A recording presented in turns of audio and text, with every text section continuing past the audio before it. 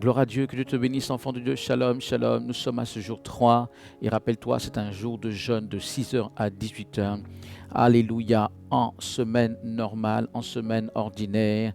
Donc tu dois maintenant savoir que dans la dynamique de réveil où tu te trouves, il y a donc des semaines ordinaires où il y a comme jour de jeûne le mercredi et le vendredi. En d'autres termes, en ce qui concerne l'école de réveil, le jour 3 et le jour 5.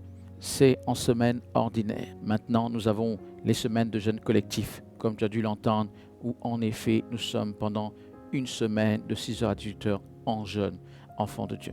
Gloire à Dieu. Allez, donc aujourd'hui, enfants de Dieu, nous écoutons la suite de ce cours sur les caractéristiques de l'onction de réveil.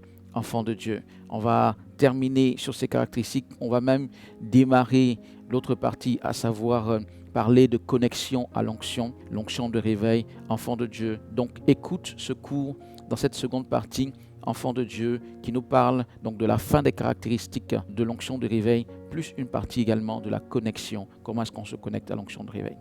Après cela, tu pries pendant 1 heure par la grâce de Dieu pour demander au Seigneur de te remplir puissamment de son onction de réveil et de t'utiliser puissamment dans cette même onction de réveil. Gloire à Dieu. Et après cela, on se dit donc un shalom. Le réveil est là pour le jour 4 demain. Shalom, shalom. À très bientôt. La 5e caractéristique, c'est la manifestation de dons spirituels. Donc voilà, les gens vont commencer à avoir les dons spirituels. J'avais déjà parlé, il est vrai, de vision dans la 2e caractéristique, mais on peut retrouver cela ici dans cette 5e caractéristique. Mais au-delà des visions, il va commencer à avoir certains dons spirituels qui vont commencer à se manifester dans la vie des personnes. Donc, effectivement, les gens vont commencer à avoir peut-être des dons de guérison se manifester, je l'ai dit, des dons de vision, des prophéties, un certain nombre de choses qui commencent à se manifester naturellement, le don du parler en langue. Bon, des dons. Le don du parler en langue n'est pas le seul, n'est pas l'unique don. Et voilà, le Seigneur est libre de le donner comme de donner autre chose. Il est vrai, malgré tout, qu'à cette étape, il y a des dons. Il y a l'Esprit de Dieu qui commence à bouger dans la personne et autour de la personne. On parle de baptême dans le Saint-Esprit. Voilà. Donc l'onction de réveil produit cela dans sa 5e caractéristique. La manifestation des dons spirituels. La 6e caractéristique, je l'ai dit tout à l'heure, j'ai un peu insisté là-dessus, ou du moins, oui, j'en ai parlé un peu plus en particulier. La 6e caractéristique s'appelle la transformation de la vie des personnes. Ça veut dire que toutes ces choses peuvent être vraies, c'est-à-dire j'ai parlé d'amour, de sensibilité au péché et au Saint-Esprit, de prière longue, forte, d'amour de la parole de Dieu, etc. Mais parfois, il y a des choses qui peuvent rester bloquées dans la vie d'une personne, des choses qui ne s'améliorent pas du point de vue de la vie même de la personne. Eh bien, la 6e caractéristique fait qu'il y a des bouleversements dans les vies des gens. Les vies des gens sont changées, sont transformées. C'est la 6e caractéristique de l'onction de réveil. Ce que j'explique, forcément, c'est l'onction du Saint-Esprit qui fait cela. Donc, tu vas entendre ces caractéristiques peut-être ailleurs.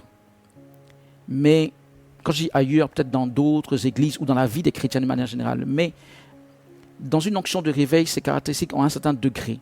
Tu vas retrouver ces caractéristiques très souvent ensemble. Tu vas les retrouver à un certain degré. Tu vas les retrouver avec une certaine forme de rapidité, avec une certaine forme donc, de puissance, etc. Donc vous aurez compris que lorsqu'on parle de l'onction de réveil, je répète, c'est l'onction du Saint-Esprit. Or, le Saint-Esprit est partout, en théorie. Il est dans les autres églises, il est dans les autres ministères, il est naturellement dans la vie des chrétiens. Mais pourquoi nous parlons, nous, d'onction de réveil, alors que ces caractéristiques peuvent se retrouver ailleurs? Mais on en parle parce que chez nous, elles sont regroupées dans cette onction et elles sont d'un certain degré. Elles se manifestent un peu plus puissamment, on va dire, dans l'onction de réveil que dans un autre type d'onction du Saint-Esprit. La 7e caractéristique de l'onction de réveil, c'est qu'elle donne à la personne qui la reçoit la capacité de se lever pour servir Christ. Voilà. Il y a cette question d'appel de Dieu, cette question de service de Dieu qui prend du sens. Ce désir de servir Dieu, cette soif de faire quelque chose pour Christ, cette audace de se lever. Rappelez-vous, Pierre avait toutes les bonnes dispositions, mais il n'avait pas la force de pouvoir se lever. Il n'avait pas la force de se lever et d'impacter. Donc, quand l'onction de réveil vient, elle te donne cette force, cette audace. Ce qui était pour toi avant des peurs deviennent des choses que tu peux faire. Tu sens que tu peux les faire et tu les fais. Donc, il y a cette force, il y a cette audace, il y a ce courage de se lever pour servir Christ. Voilà. Donc, on a évoqué là les 7 caractéristiques de l'onction de réveil. Donc, je récapitule. Premièrement, l'amour et la capacité de pardonner. Deuxièmement, la sensibilité au Saint-Esprit et au péché. Par voie de conséquence, parce qu'il ne faut pas oublier que le Saint-Esprit est celui qui nous convainc de péché. Donc, quand tu as une sensibilité au Saint-Esprit, tu auras par voie de conséquence, en principe, une sensibilité au péché. D'ailleurs, c'est ce pourquoi c'est curieux que quelqu'un soit dans le péché et dise « Je suis rempli du Saint-Esprit ». En principe, c'est impossible. C'est impossible. Parce que, je répète, c'est le Saint-Esprit qui nous convainc de péché. Donc, si tu es rempli de celui qui convainc de péché, tu ne peux pas ne pas savoir ce qu'est le péché, ne pas être sensible au péché. Bref, troisième point de la caractéristique, donc des caractéristiques de l'onction de réveil, c'est cette soif, je l'ai dit, de la parole de Dieu et cette compréhension de la parole de Dieu et même si vous voulez du caractère de Dieu, de la pensée de Dieu. Donc cette compréhension de la parole. La quatrième caractéristique, la capacité de prier fortement et longuement. La cinquième caractéristique, la manifestation des dons spirituels, le baptême du Saint-Esprit. La sixième caractéristique, la transformation des vies des personnes. Il y a des bouleversements dans les vies des personnes, donc même si je n'ai pas trop élaboré là-dessus, lorsqu'on parle de transformation d'une vie, vous voyez un peu ce dont ça parle, c'est-à-dire je n'avais pas ceci, le Seigneur m'a accordé cela, ça ne marchait pas dans tel domaine de ma vie, tout a été transformé, voilà. La transformation des vies des personnes. Et la septième caractéristique, c'est la capacité de se lever pour servir Dieu. C'est là où la Bible parlera d'armée, des gens qui étaient debout, une armée et une armée très nombreuse, nous dit la parole de Dieu. Alors, c'est ça, l'onction de réveil. Et maintenant, la question que l'on se pose, après l'avoir caractérisée, comment peut-on faire pour être connecté à cette onction? Comment faisons-nous pour être connectés à cette onction, pour que cette onction puisse couler en nous et puisse couler au travers de nous, voilà, pour impacter de nombreuses personnes.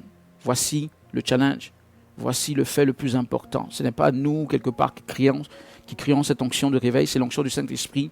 C'est parce qu'il nous a donné un mandat de réveil, dans la dynamique de réveil, qu'il y a cette onction. Ce n'est pas nous qui la créons, ce n'est pas nous qui le souhaitons.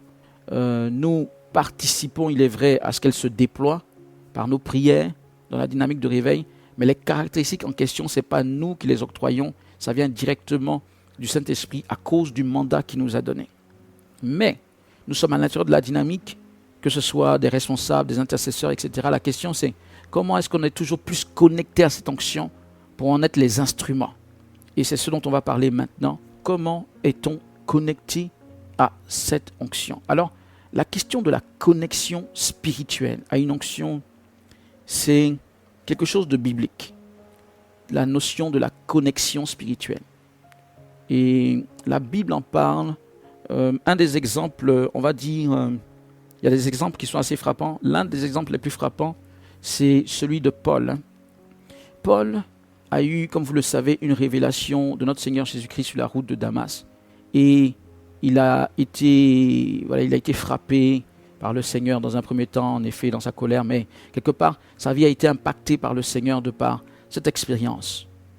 Et il avait un chemin à part par rapport aux autres apôtres, par rapport aux autres chrétiens. Et il aurait pu continuer à avoir ce chemin à part, parce qu'il avait reçu du Seigneur Jésus déjà la grâce, l'onction, l'appel d'aller vers les païens, etc. Mais on va se rendre compte que d'une manière ou d'une autre, le Seigneur va le conduire à être connecté. C'est là où on parle de connexion. Et il va poser aussi les actes pour être connecté lui-même. Connecté aux autres chrétiens et notamment à certaines personnes importantes de l'Église de Jésus-Christ à cette époque. D'abord, il va poser les actes pour être connecté. On ne va pas rentrer dans ces détails, c'est juste pour vous en parler d'un point de vue biblique, du point de vue, si vous voulez, des exemples bibliques. Mais on ne va pas prendre de références bibliques pour reparler de Paul.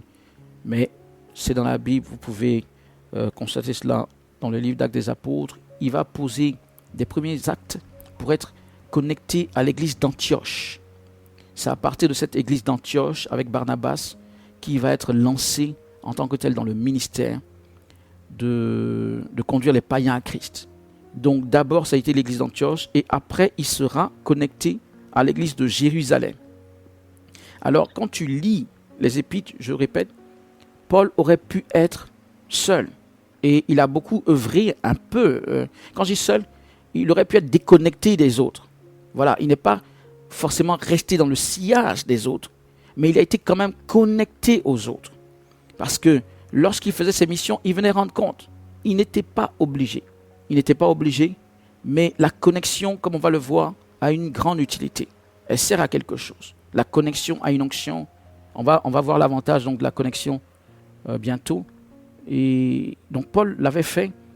Et vous voyez, dans la Bible, si vous voulez, souvent on a l'impression que les gens sont seuls, mais les gens ne sont pas vraiment seuls. D'une manière ou d'une autre, il y avait des interconnexions, il y avait des connexions, soit avec des personnes qui sont du même niveau, entre guillemets, on dira comme ça, du même niveau spirituel que nous, ou connexion à des personnes qui sont au-dessus de nous. Voilà. Par exemple, lorsqu'on parle de Timothée, de Tite, de Luc et d'autres, ils étaient connectés à Paul, qui était pour eux comme un père spirituel, il est vrai, mais ils étaient connectés à Paul. Dans la Bible, les prophètes que l'on voit souvent seuls, que l'on croit être souvent seuls, en réalité, il y avait très souvent, et on l'a vu à partir d'Élie, d'Élisée, on l'a vu, je l'ai dit, dans le cas de Jean le Baptiste, même dans le cas de notre Seigneur Jésus, ils avaient des disciples. Les disciples étaient connectés spirituellement à leur maître.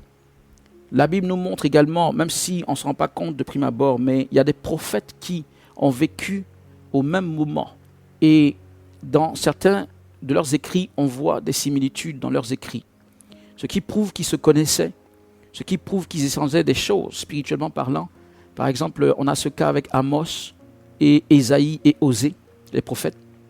Amos, Ésaïe et Osée, ils ont des similitudes dans certains écrits. On a vu que Zacharie était contemporain d'Agé. Donc je parle de ça pour vous faire comprendre que les prophètes, quand ils pouvaient, ils se mettaient quand même ensemble. Ils avaient des connexions. Donc, globalement parlant, on n'est pas seul lorsqu'on fait l'œuvre de Dieu. Le Seigneur permet les connexions. Que ce soit avec des personnes qui ont, comme je disais, le même niveau spirituel que nous, ou avec des personnes qui sont, spirituellement parlant, plus élevées que nous, comme des pères spirituels, comme un mentor ou quoi.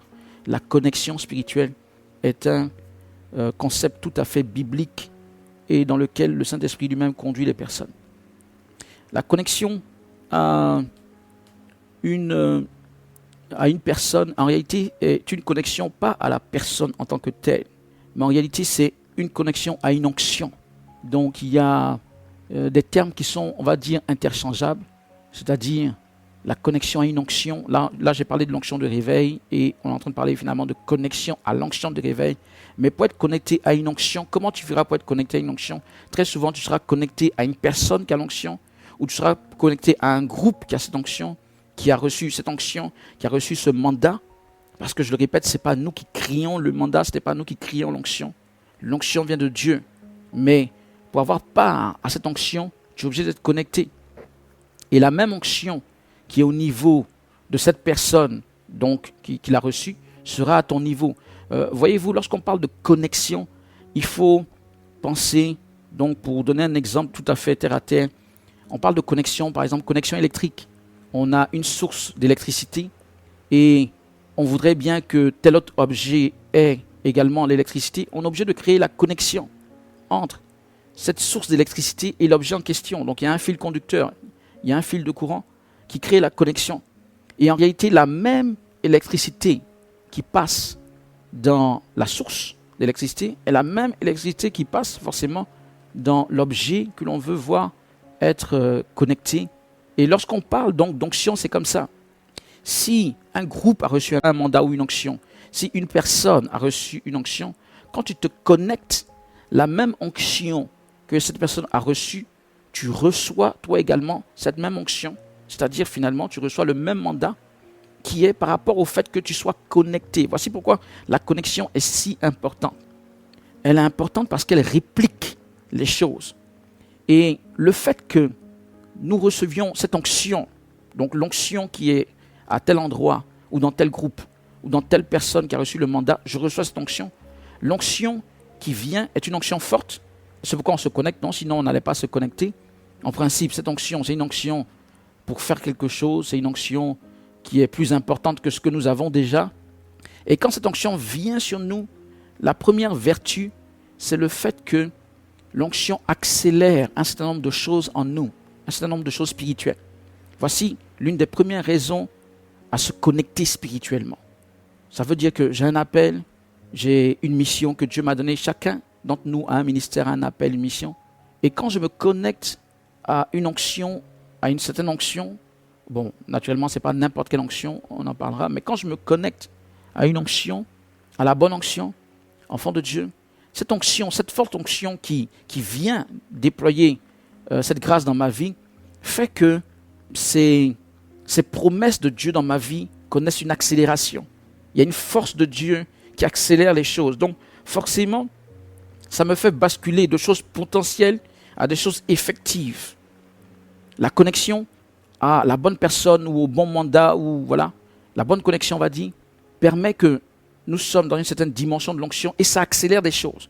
Dieu nous avait promis un certain nombre de choses, le Seigneur nous avait appelés, etc. L'onction vient accélérer cela en fonction de la manière que nous sommes connectés. Ça accélère. Ça nous permet d'entrer dans le plein bénéfice de nos promesses spirituelles. Et voilà, forcément, ce n'est pas rien du tout. Ce qui allait te prendre, je ne sais pas moi, 10 ans, 15 ans, si tu étais seul, si tu étais isolé, si tu voulais faire ton chemin seul, eh bien, tu peux peut-être recevoir en 1 an et demi, 2 ans, de la manière que tu es connecté. Voici l'avantage, l'un des principaux avantages de la connexion spirituelle. En plus, par le fait que tu es connecté, et si tu maintiens cette connexion, la connexion permet donc le fait de recevoir, n'est-ce pas, un certain flot de l'onction, je l'ai dit. Le fait que tu restes connecté, le fait que tu sois toujours connecté, permettra forcément également le maintien de l'onction. Ça veut dire que non seulement les choses s'accélèrent, donc tu accèdes à un certain niveau spirituel assez rapidement, mais par le fait même de rester connecté, tu es maintenu à ce niveau. Voilà, parce que accéder à un certain niveau, c'est quelque chose, rester à ce niveau, c'est autre chose.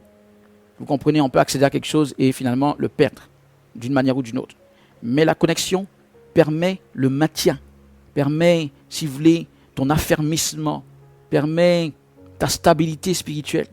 Ça, c'est un autre avantage de la connexion. Et dans la Bible, il y a eu des connexions. C'est ce qu'on va voir pour certaines connexions. Eh bien, la connexion change tout dans la vie d'une personne. Je répète, ça pouvait te prendre tellement de temps, peut-être, et parfois il y a des gens qui n'arrivent pas. Je veux dire, ils se battent, mais les choses sont tellement difficiles. La connexion peut tout bouleverser. Et beaucoup de chrétiens, si vous voulez, ne comprennent pas ces choses et pensent que tout est affaire de montrer soi-même ses propres muscles, entre guillemets, je peux le dire ainsi, c'est-à-dire, ok, moi-même je vais me battre. C'est pas comme si tu ne dois pas te battre, mais Dieu a prévu des mécanismes qui viennent de lui pour te faciliter la chose. Il y a des personnes souvent, ah non, moi je ne veux pas me connecter à qui que ce soit, je fais la chose moi-même. En réalité, on pense que c'est spirituel, mais ça peut être révélateur plutôt d'un certain orgueil, de quelqu'un qui dit, je vais réussir de par moi-même. Indirectement, ce serait comme pour manifester que c'est moi-même qui ai fait la chose. Mais quel que soit Alpha, nous ne sommes jamais nous-mêmes responsables de quoi que ce soit que nous avons pu faire en réalité dans la maison de Dieu. Je veux dire, que ce soit par une connexion spirituelle, que tu avances, que tu progresses, que tu impactes, ou que ce soit le chemin où le Seigneur te fait rester longtemps seul, en fait, de manière isolée, et que tu arrives à ce résultat, personne d'entre nous ne pourra jamais se glorifier de quoi que ce soit personnellement malgré tout. Donc, c'est une fausse logique ça semble être spirituel, parfois ça donne le genre spirituel, non, moi je vais être connecté à Dieu seul. Mais en réalité, c'est une fausse logique qui révèle, comme je le dis, plutôt un orgueil caché, bien souvent, qu'autre chose. Nous sommes appelés pour une raison ou pour une autre, selon la conduite du Saint-Esprit, à nous connecter, soit à des personnes qui sont du même niveau spirituel que nous, ou soit à des personnes qui sont plus élevées, selon ce que, je répète, selon ce que le Saint-Esprit veut. Et refuser de le faire, c'est faire perdre du temps, au nom de faire perdre du temps au Saint-Esprit, c'est rester toujours faible spirituellement, à nous débattre, pas à nous battre ou à combattre, à nous débattre avec les oppositions, etc. Donc Dieu a permis cela, c'est pas la cerise sur le gâteau, c'est parce que c'est nécessaire. La question de la connexion spirituelle, c'est nécessaire pour la réplication du mandat, c'est nécessaire pour la progression ou le déploiement de l'onction de réveil, dans notre cas, de l'onction spirituelle, au niveau de plein de personnes. C'est nécessaire. C'est par la connexion que cette onction est déployée dans les nations. C'est pourquoi c'est très important. Elle ne doit pas rester cantonnée quelque part. elle doit être déployée sur autant de personnes que possible, qui vont être remplies de cette onction, qui vont recevoir les bénéfices que j'ai déjà énumérés, et qui vont être également donc les canaux de transmission de cette onction pour d'autres personnes. Voilà. Tu peux retrouver ce cours et bien d'autres cours dans notre application et même être dans le feu de la chambre haute de réveil spirituel à http://dynamique de réveil en un seul mot.org. Je répète, dynamique de réveil.org. Que Dieu te bénisse.